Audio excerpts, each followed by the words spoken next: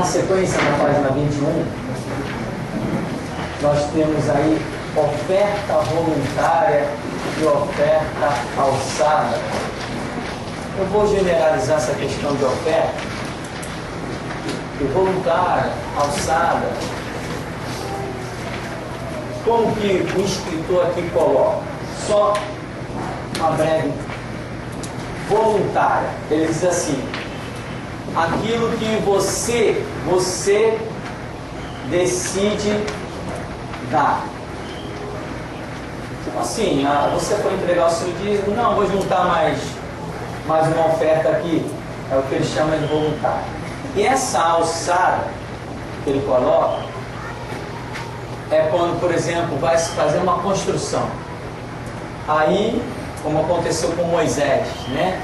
Deus falou com Moisés: ó, diga ao povo que traga oferta, traga cortina, coisas tecidas, né? E uma série de coisas que seriam usadas no tabernáculo. Chegou uma hora que Moisés teve que dizer o quê? Ó, diga ao povo para não trazer mais oferta, já basta, já chega. Já não tinha mais onde colocar, já estava sobrando. Então, como foram produzidas aquelas ofertas? Foram muitas coisas, tudo manual. Gente lá, os seus artesãos fazendo, gente confeccionando cortinas, né, nos seus teares lá, tudo de uma forma bem artesanal. Então, quando há uma solicitação sacerdotal, isso seria chamado, na visão do escritor desse estudo, oferta alçada. Mas as ofertas, de um modo geral, elas não seriam uma regra. De um modo geral, estou falando agora da minha visão, tá? De um modo geral, as ofertas não seriam regra. A regra seria o dízimo. A regra seria o dízimo. Agora, se houver uma solicitação, vamos dizer, se um dia eu chegasse aqui na frente, graças a Deus temos feito algumas obras aqui e nunca fizemos isso. Mas se um dia eu chegasse aqui na frente, irmão, vamos construir alguma coisa, você que pode ajudar e contribuir um pouco mais além daquilo que você tenha contribuído, faça isso. Se eu colocasse essa palavra, e se essa palavra viesse de Deus, Deus é quem iria tratar com cada um e dizer o que cada um poderia contribuir. E se a pessoa atentar para a voz do Espírito Santo, aí vai ter o mover de Deus. Se ela atentar, mas não quiser cumprir, porque todos nós temos o livre-arbítrio, também vai ter o tratar de Deus. Então, aquilo que Deus manda realizar na igreja e leva pelo mover do Espírito para todos nós, isso também se torna uma regra, quando Deus falou. Então, em princípio, as ofertas, de um modo geral, eu não as vejo como regra, porque eu não vejo Deus dizendo: trazei todos os dízimos e as ofertas, como que vinculando eu não consigo enxergar esse vínculo tão acirrado. O dízimo, sim, eu vejo como regra. As ofertas eu vejo como algo voluntário. De um modo geral, eu vejo como algo voluntário. Se alguém enxergar diferente, amém. Nós temos que andar de acordo com a visão bíblica. Eu apenas estou colocando a minha visão. Quem sabe, se eu ler um pouco mais, pode ser que eu tenha uma visão diferente. Se eu pesquisar um pouco mais, amém? Quanto mais a gente pesquisa, Deus pode estar falando cada vez mais. Então, aí na página 21, oferta voluntária e oferta alçada. Depois ele vem com uma tal de ofertas de sacrifícios. Ele dá a seguinte definição: é mais importante para Deus do que as três anteriores. Destas dependem as outras. Trata-se do culto, louvor e adoração a Deus. Deus deseja que nossa vida seja uma oferta constante de sacrifício em louvor e adoração. Então, o autor aqui, ele tem a seguinte visão, de que esse ato de louvor, de adoração, comparecer no templo, essa gratidão, essa expressão voluntária do coração, ele chama isso de uma oferta de sacrifício. E usa até algumas referências bíblicas que, segundo, ele estaria entendendo essa qualificação que ele dá às ofertas. Mas não vamos aqui dizer nem que ele está certo, nem que ele está errado. Porque se você entende algo na Escritura, tem orado, tem compreendido daquela maneira, se Deus tem tratado contigo daquela maneira, às vezes é uma visão pessoal e o camarada tenta colocá-la como pública. Existe isso, uma coisa é o tratado de Deus contigo, outra coisa é o tratado de Deus com os outros. Muitas coisas que Deus já conversou comigo, eu nunca preguei aqui nesse púlpito, e sei lá se um dia eu vou pregar. Outras Deus falou e eu só fui pregar 1 ano depois. Então, uma coisa é Deus falar comigo, estar tratando comigo, e outra coisa é Deus querer tratar com a congregação através de mim. Tem coisas que Deus trata direto com cada um. Tem pessoas aí que têm sonhos, me contam, e eu não entendo nada absolutamente do sonho. Por quê? Não é para eu entender, é para a pessoa que sonhou entender. Tem pessoas que têm visões e eu não entendo nada. Por quê? Porque Deus deu a visão àquela pessoa e quer tratar com aquela pessoa, não tem nada a ver com essa história. Tem outras que Deus quer tratar com a pessoa através de mim. A pessoa tem um sonho, tem uma visão, não entende, conta para mim, o Espírito Santo me revela para que eu fale com a pessoa. Então os caminhos de Deus são muito vastos, desde que nós não criemos uma heresia, desde que nós não contrariemos a doutrina do sacrifício de Jesus Cristo, a doutrina do perdão, a doutrina da justiça, desde que não contrariemos os conceitos bíblicos, você pode pensar muitas coisas, mas a regra bíblica não pode ser violada. Existem regras bíblicas e estas regras não podem ser violadas. Então, não vou nem entrar no mérito se ele está interpretando correto esta parte, como ele diz, de louvor, de adoração, ele qualifica como oferta de sacrifício. Eu, particularmente, não classificaria assim, mas não condeno o escritor por ter classificado dessa maneira. Ele não está ofendendo em nada a doutrina do Evangelho se ele chama uma oferta por um nome ou por outro nome. Por exemplo, se eu quiser determinar que o meu Deus não vai se chamar mais Jesus, desde que eu não contrarie a doutrina do Evangelho, eu posso. Meu Deus agora não é mais Jesus. O meu Deus agora vai se chamar Magnífico. Eu estou contrariando a doutrina do Evangelho? Não, porque a doutrina do Evangelho não se resume a uma combinação de 5 letras que foi transliterada do hebraico, traduzida do grego e se transformou em Jesus. Lá para os hebreus é Yoshua. O que tem a ver Yoshua com Jesus? Então, se eu disser, não, eu não vou mais chamar Jesus de Jesus, eu vou chamar ele sempre nas minhas orações de Magnífico. E a partir de hoje na igreja eu começaria a minha oração dizendo, ó magnífico Deus. Eu estou contrariando a doutrina do Evangelho? Um demônio sai quando eu digo assim, em nome de Jesus sai. É por isso que ele sai. O nome significa princípios. Isto que significa o nome. Um conjunto de normas que gira em torno daquele nome. São princípios, conceitos. E quando eu digo magnífico Deus, esses mesmos conceitos estão dentro de mim? Estão. Não é porque a partir de agora eu não queira mais usar o nome J-E-S-U-S que os princípios saíram de dentro de mim. Eles continuam dentro de mim. Se eu disser para o demônio, em nome do magnífico, sai. Ele vai sair? Se não sair, eu pego ele pelo chifre, mas que ele vai sair, tá? Vai sair, claro que vai sair. Entende? Então, meu irmão, não podemos nos limitar a certas coisas, como eu já tenho dito. O nosso Deus é o Deus da Bíblia. Não é esse o nosso Deus? O nosso Deus é o Deus da Bíblia. Mas o nosso Deus está limitado à Bíblia? Um Deus tão tremendo, Criador dos céus e da terra, eu achar que vou limitá-lo como livro? Não vou mesmo. Ele não está limitado àquele livro.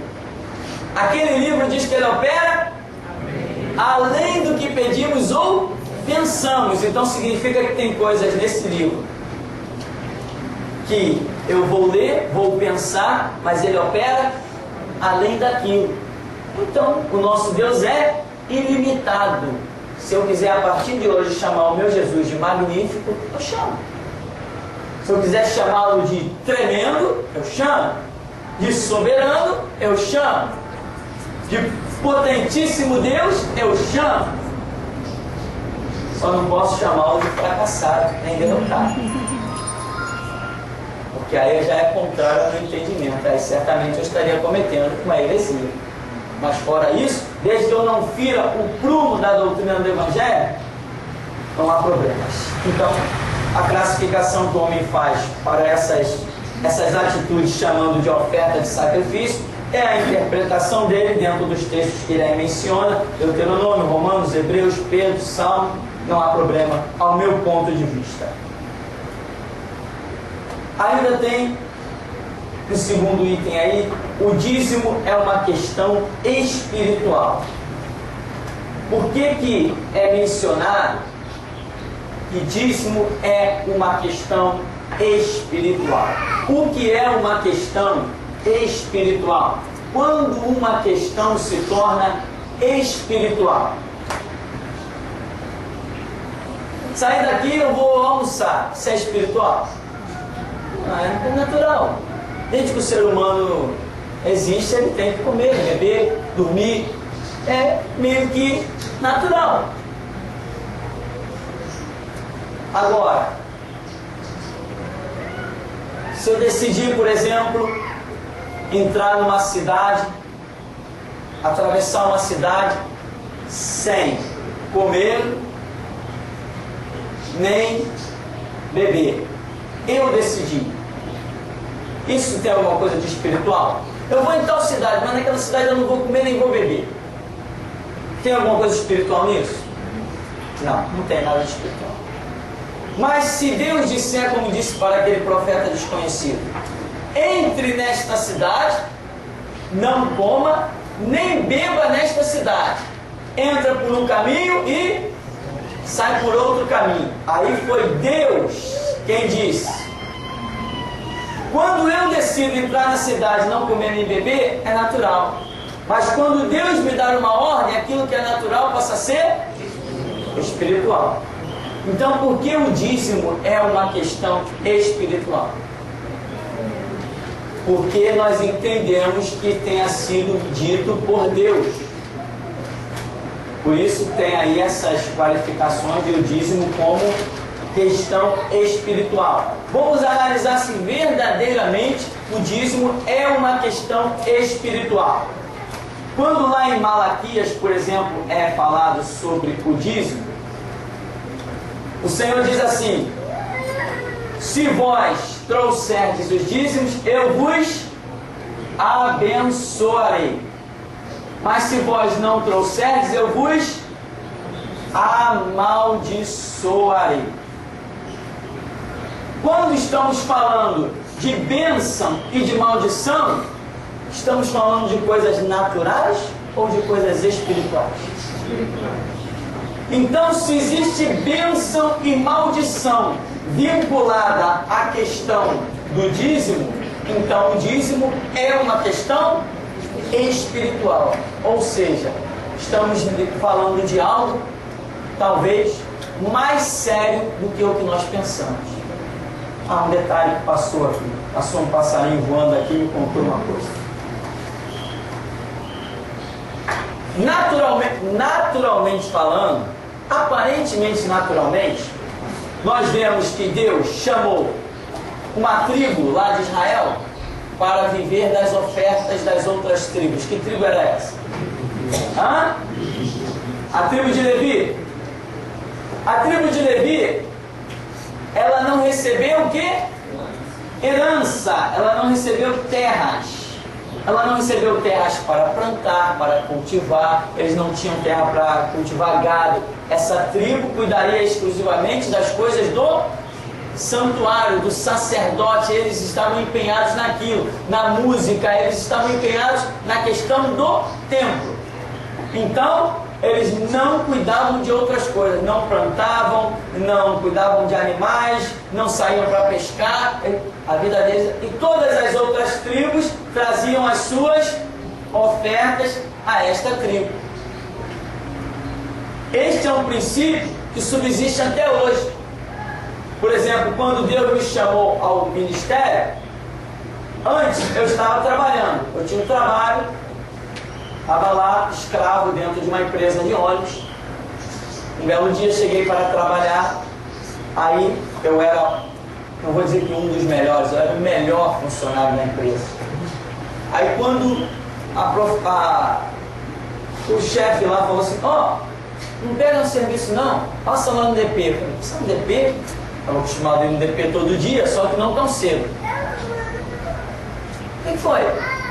Não, porque veio uma ordem aí, mandaram te demitir. Mandaram me demitir? Tá bom. O que eu faço? Não, assina aqui. Tá bom. Dá meus direitos e tal. Acabou, nunca mais pisei na empresa. Sumi. Aí, fui orar. Onde eu morava tinha um monte, uma área assim, reservada. Lá fui orar. Lá em cima tem um rapazinho miudinho. Ninguém imaginava que Deus pudesse estar tanto na vida daquele rapaz. Ele olhou para mim lá no alto do monte e falou assim, olha moço, eu não te conheço não, mas o Deus que tu serve é o mesmo que eu sirvo. Assim diz o Senhor, eu te tirei daquele lugar, eu te fechei as portas na terra e abri no céu. Não entendi muito bem aquilo. Ele ficou olhando assim para mim, como que vendo que eu não tinha entendido. Aí ele virou e falou assim, olha, Deus está dizendo que quer você na obra dele. Aí eu falei, tá, tudo bem, até então eu já estava até fazendo a obra, trabalhando, ajudando, em igreja, essas coisas todas. Fiquei meio no ar. E aí Deus começou a levantar gente, Deus te quer na obra, Deus te quer na obra, Deus te quer na obra. E eu mandando currículo para cá, currículo para lá, tinha conta para pagar, tem filho pequeno para sustentar. As contas não param de chegar, mesmo que você não esteja trabalhando. O governo não está olhando para isso não, meu irmão. É tu e Deus, e acabou a história. E aquela luta, aquela pressão, e ninguém está vendo o seu lado, uns já te chamam de vagabundo, achando que não quer trabalhar, e começa a sair língua de serpente de onde menos você imagina, né? Afinal de contas, a obra sempre tem o Judas sentado na mesa. Então aquela batalha, aquela guerra, daqui a pouco vem um profeta e diz assim, olha, Deus não te quer mais trabalhando, Deus quer você na obra. E eu sem entender o que era esse querer você na obra. Porque o que eu vou fazer? Estou eu lá como auxiliar numa igreja, já como pastor auxiliar numa igreja. Mas aí depois dessa palavra eu peguei os currículos, rasguei tudo. Falei assim, não, acho que eu já entendi. Rasguei aqueles currículos todinho, taquei na lata deles, não mando currículo mais para canto nenhum. Irmão, quando eu fiz isso, começou a abrir porta de emprego. Porta de emprego para tudo que foi lá. Eu falei, não vou. E aí a coisa ferveu mesmo, né? Não vou. Deus falou e acabou a história, não vou. Daqui a pouco se levanta um profeta e diz assim, olha, assim diz o Senhor, tem uma grande rede na tua mão, vai para a tua casa e funda a minha igreja.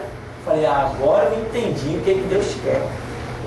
Aí eu vim, morava distante daqui, mas aqui sempre meus pais, eu fui criado aqui, sempre tinha esse terreno, não tinha nada aqui construído. Eu vim aqui, comecei completamente do zero, não tinha nem cadeira para sentar, não tinha nem nada para cobrir a cabeça de ninguém. Começamos absolutamente do zero, orando em chão vazio, dobrando o joelho na terra, e começamos ali a fazer a obra do Senhor.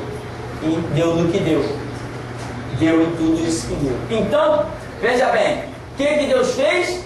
Me arrancou das minhas atividades seculares, porque tinha para mim uma função sacerdotal.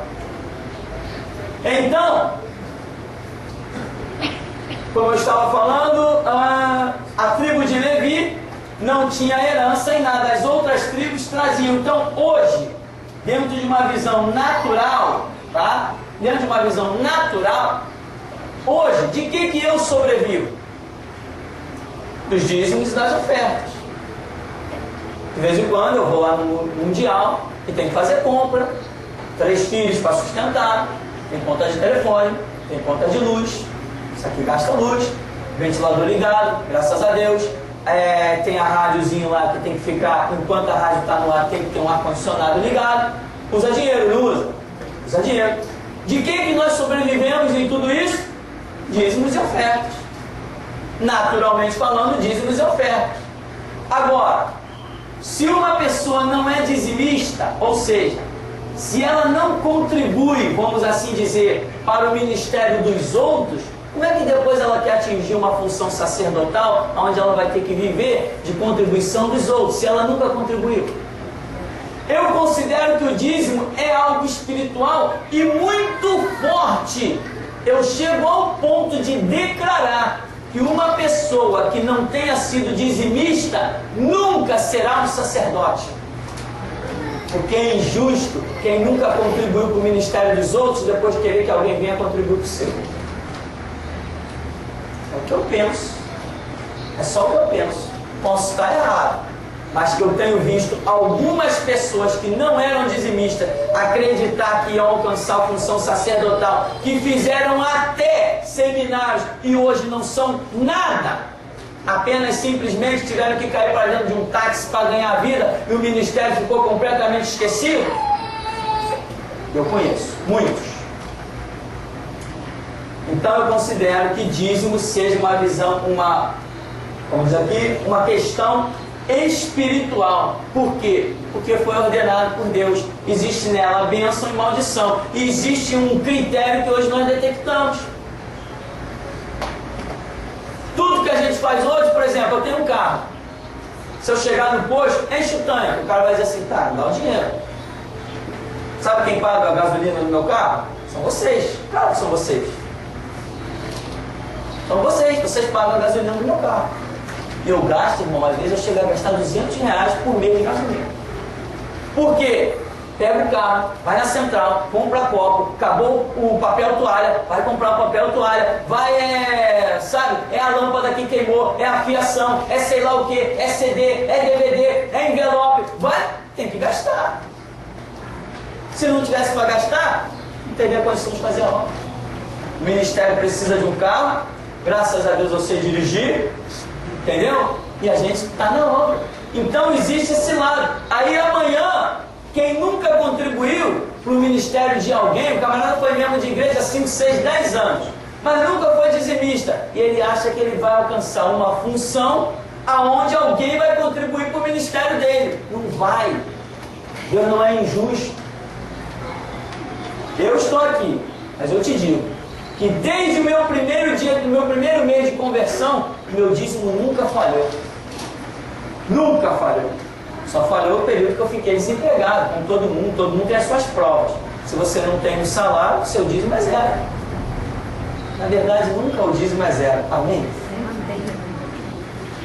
Sempre, nem que não seja espécie de dinheiro, mas alguma coisa você sempre pode fazer para retribuir a saúde que Deus te tem dado, a graça, a paz.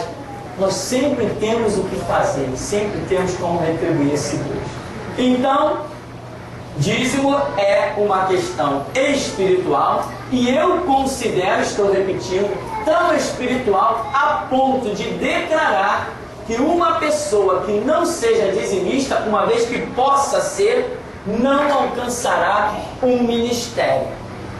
Pelo menos uma onde ela viva também receba dízimos e ofertas para fazer a obra, ela não vai alcançar. Se ela nunca deu, como é que ela vai receber? A regra de Deus, que eu entendo, é essa. Bom, no final da página 21 diz as bênçãos de ser fiel no dízimo e ofertas. Aí vem contando uma série de fatores, interpretados em várias passagens bíblicas. Você deve ler a apostila com muito carinho, verificar as passagens bíblicas, porque aqui nós caminhamos assim um pouco mais corrido, não temos tanto tempo para ver todas essas passagens bíblicas, mas elas certamente acrescentarão muito ao seu conhecimento. Então diz, a fidelidade é como atestado de que sua vida espiritual está bem. Aí confira em 1 Coríntios 9, como abençoavam e eram abençoados os que davam com alegria. O verso 6 diz: o que semeia em abundância também ceifará.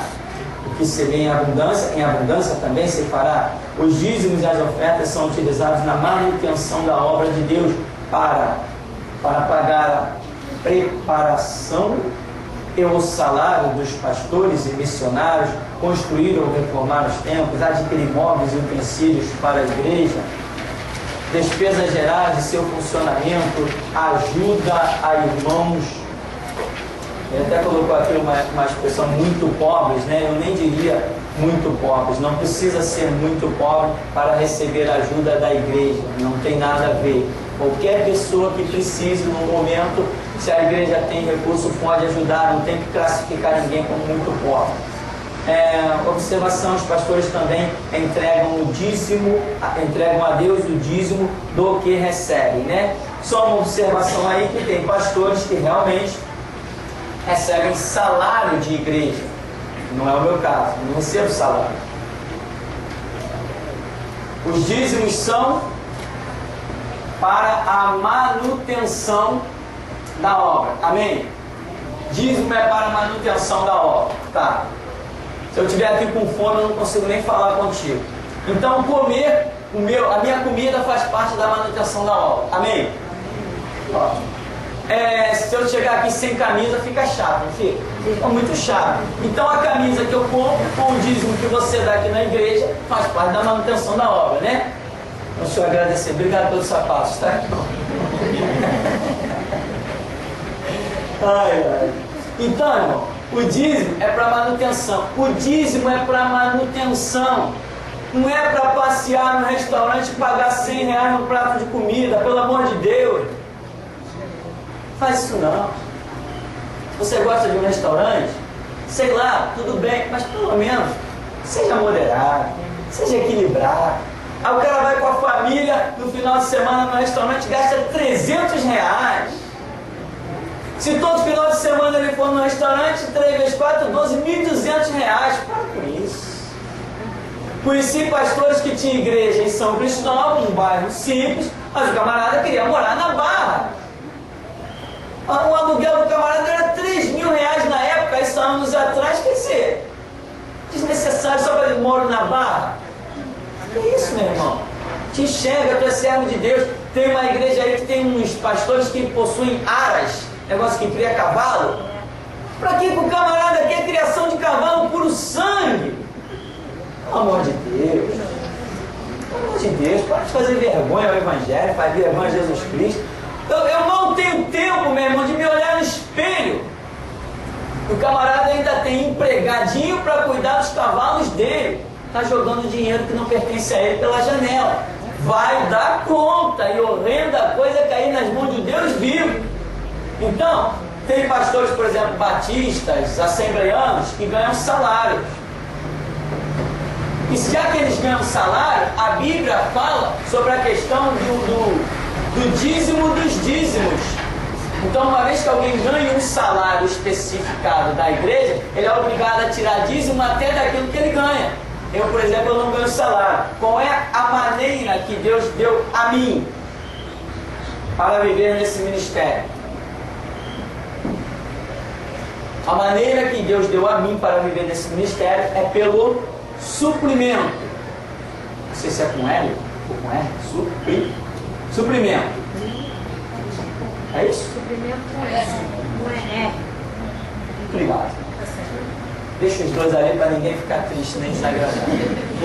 Então, suprimento. Ou seja, se eu preciso botar gasolina no carro e tem recurso, eu vou embora.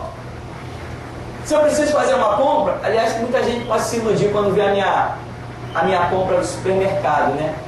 Porque eu costumo no mês fazer uma compra que chega a R$500.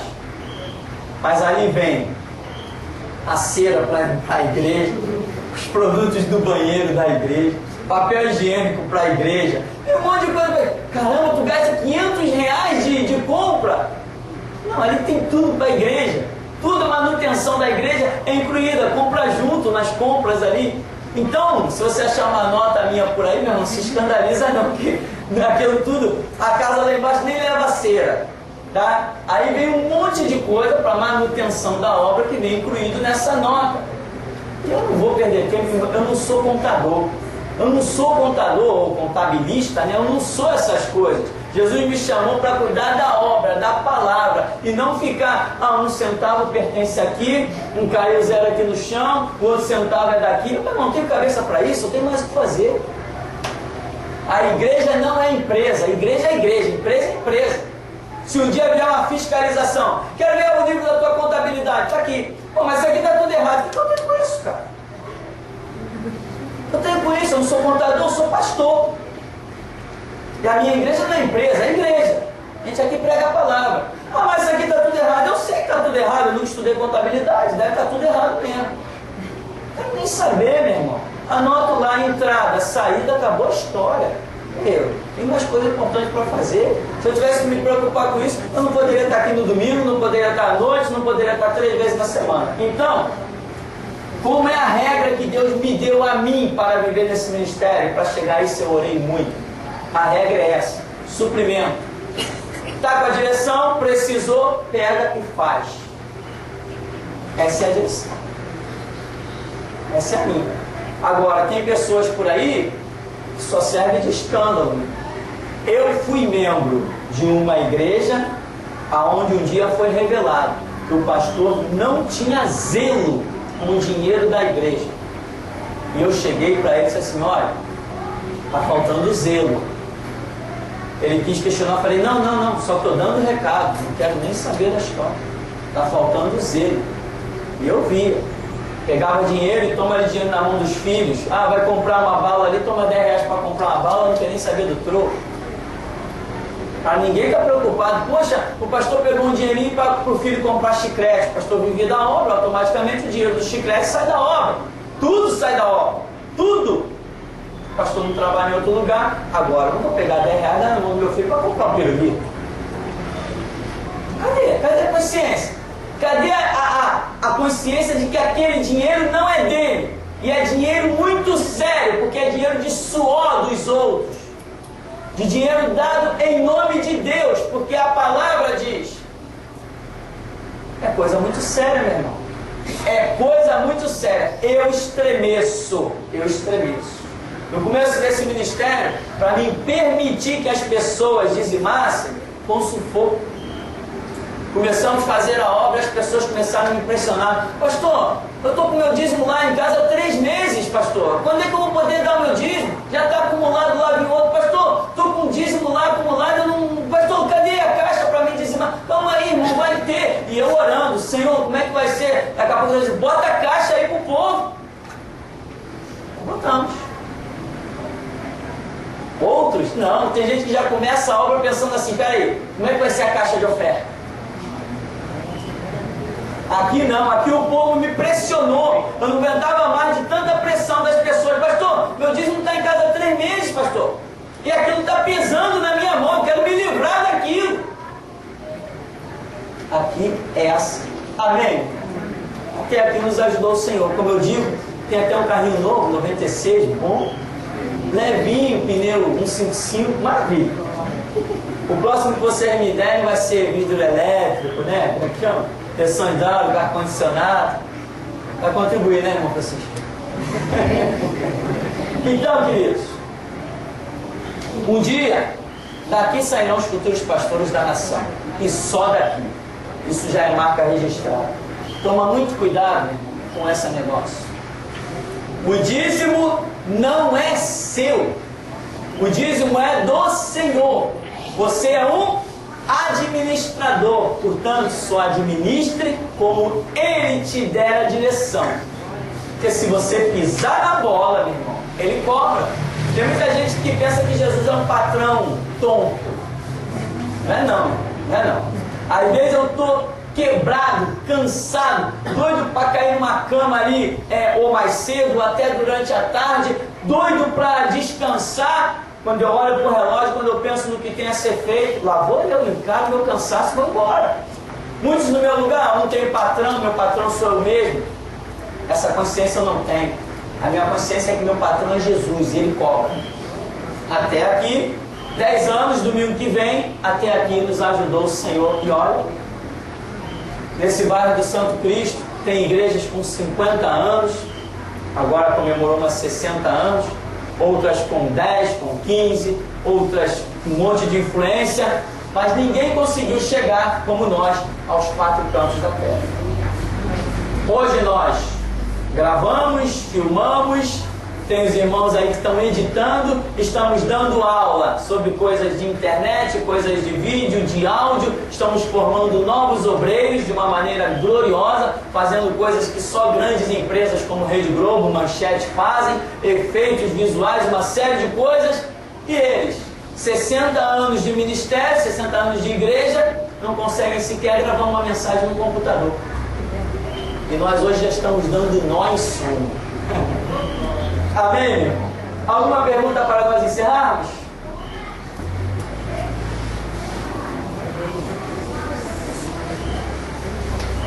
Nenhuma?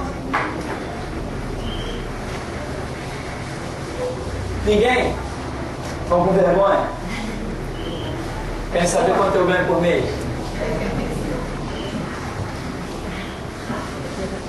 Eu ganho, irmão, eu ganho muito bem. Eu ganho muito bem porque não falta nada. Para que eu quero que sobre dinheiro? O importante não é sobrar, o importante é não faltar. Amém? O importante não é sobrar. Essa ideia de sobra, meu irmão, é uma ideia diabólica. Porque pela fé a gente tem que viver o dia a dia. Eu queria saber uma curiosidade, que eu estou nova também aqui no ministério, é se na igreja tem algum contra as mulheres pastoras, que possam ter o seu ministério, né? As na frente do ministério, se tem algo assim, eu só estou me ouvindo falar. Mulher pastora. Nós temos uma visão seguinte, que quando Jesus toda vez que Jesus falou de sacerdócio, ele somente se referiu a homens. Né? Aí, por exemplo, isso vem desde o Antigo Testamento. Por exemplo, Abel, Caim tinham também irmãs, como a Bíblia diz que tinham irmãs. Mas na hora de apresentar a oferta, só foram os homens, foi Abel e foi Caim. E as irmãs que estavam lá não foram apresentar, porque o ato de apresentar a oferta no altar era feito pelo sacerdócio. Nós vemos os grandes ministérios dos profetas, todos homens. Nós vemos toda a função sacerdotal, homens. Nós vemos Jesus dividir as 12 tribos de Israel, usando como referência os homens.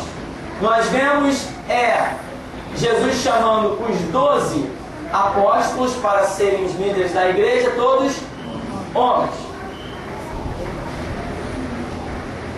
Então, e nós temos entendido que há uma diferença dessa função sacerdotal. E nós só temos visto ser chamado biblicamente para ela, tanto no Antigo quanto no Novo Testamento, nós temos visto esse chamado sacerdotal, o que hoje nós chamamos pastoral, somente para homens. Então, nesse ministério aqui, até que me provem o contrário, se me provarem o contrário, eu tiro o chapéu e acabou a história. Porque aqui eu não sou bitolado. Agora tem que abrir a Bíblia e me provar. Até que se prove o contrário, nós não admitimos mulher pastora nesse ministério. Isso já desagradou muita gente já foi embora. Muita gente já foi embora por causa disso. Mas, até que me provem o contrário, mulher aqui não sobe no púlpito. Amém? É a minha visão, mas estou aqui. Vamos sentar na mesa, vamos conversar. Alguém tem outra proposta? Quem sabe alguém não me convence o contrário. Em 22 anos de estudo bíblico, eu vi dessa maneira. Se alguém me convenceu o contrário, eu aceito. Estou pronto a ser convencido. Então, devido aos chamados sacerdotais terem sido em todo o tempo, inclusive no Novo Testamento, somente para homens, não estou nem colocando alguns outros detalhes que particularmente o Senhor tem falado comigo. Mas, pela Escritura em si, eu entendo que o sacerdócio é exclusivo para os homens. Mulher pode fazer muita coisa na igreja. Ressuscitar os mortos, curar enfermos, profetizar, entregar até visões e sonhos poderosos, profecias que sirvam até para a direção do próprio sacerdote. Mulher tem sua função muito grande. Quando Jesus se ressuscitou, se manifestou primeiramente a uma mulher e deu a essa mulher uma função tremenda. Vai lá e diz aos meus irmãos que me encontrem lá aonde eu disse, entendeu? A mulher tem suas funções poderosas, mas em nenhum momento Deus chamou a mulher para a função sacerdotal, administrar a igreja.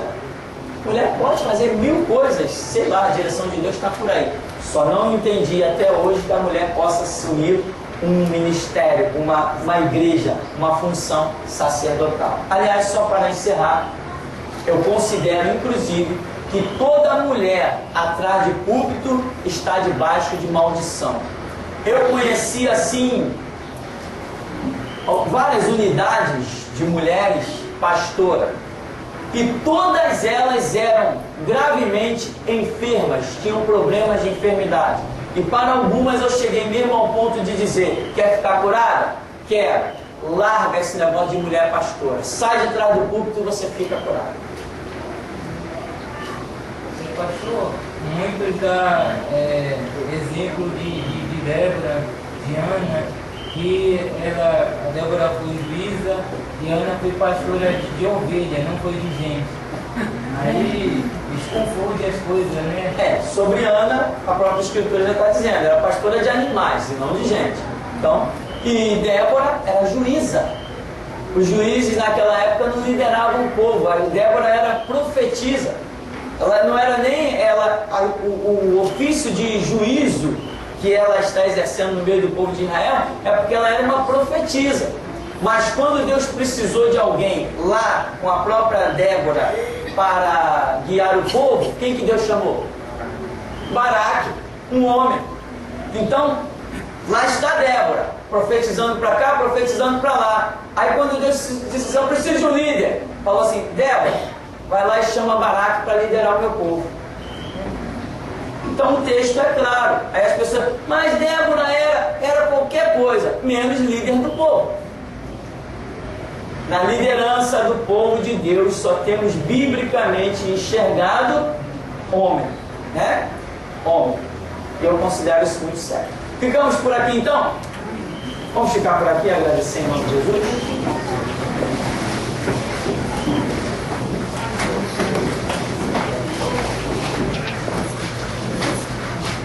Senhor Deus vivo e poderoso, nós te glorificamos, ó Deus, por tua graça, compaixão, misericórdia. E te pedimos que somente aquilo que procede do teu Espírito, Senhor, porque reconhecemos as nossas falhas, faltas e imperfeições, nós queremos, ó Deus, que aquilo que proceda do teu Espírito possa alojar-se no nosso espírito, no nosso ser, para produzir frutos a seu tempo, para a glória e honra do teu santo nome. Por isso, ó Deus, venha banir de dentro de nós todo conceito humano, ó Deus, toda ideologia humana, toda filosofia humana, tudo aquilo que não procede da operação do teu Espírito, mas aquilo que procede dos céus, do alto céu, que possa, ó Deus, frutificar dentro de nós, caindo numa boa terra que produza os seus frutos, 1 a 100 a 60 por 1, para a glória e honra do teu santo nome. O que nós te pedimos é sermos obreiros aprovados, que não tem do que se envergonhar e maneja bem a tua palavra, que é a verdade. É o que te pedimos e te agradecemos nesta manhã, dizendo a Deus que sejam destronados os principados, as potestades, as hostes infernais do mal, os levantes de Satanás, porque a tua palavra está em nós, ó Deus. Por isso, usa a tua espada dos nossos lábios e glorifica o teu santo nome. Assim nos despede na tua graça, na tua paz, em nome de Jesus. Amém. Amém. Vamos em paz.